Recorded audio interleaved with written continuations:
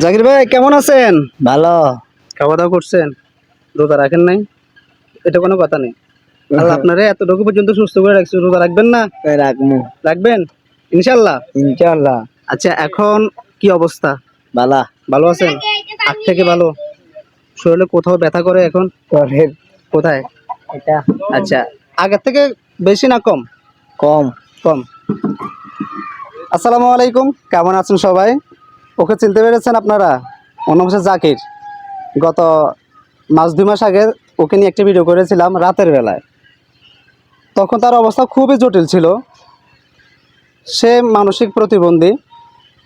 গাছ থেকে পড়ে বাবার সাথে কাজ করতে গিয়ে গাছ থেকে পড়ে তার মেরুদণ্ডের মধ্যে ব্যথা পেয়েছিল বা ভেঙে গিয়েছিল। অবস্থা খুবই জটিল ছিল, আপনারা দেখেছেন।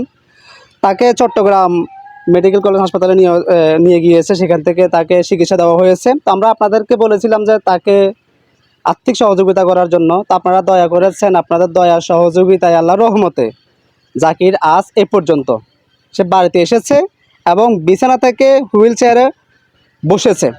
ঠিক আছে, সব হচ্ছে আপনাদের দয়ায় আর আল্লাহর রহমত। এখন কথা হচ্ছে ওইটা না, জাকির এখনও পরিপূর্ণ সুস্থ হয় নাই। আপনাদের আরও সহযোগিতা লাগবে। এখন আপনাদের সহযোগিতা ছাড়া আসলে কিছু করার নেই। কারণ একজনের যদি এই দায়িত্ব নেয়, তার পক্ষে ক্যাপাসিটি বা তার পক্ষে এগোনো সম্ভব না। 10 মিলে করি কাজ, হারে যদি নাহিলাস, ওই একটা কথা আছে, একটা প্রবাদ এটা। তো আমরা সবাই মিলে যদি 1 টাকা করে দেই, এই জাকির আগের মতো সুস্থ হয়ে যাবে, আমার আপনার মতো হাঁটতে পারবে। ঠিক আছে, তো আমি কথা বাড়াবো না।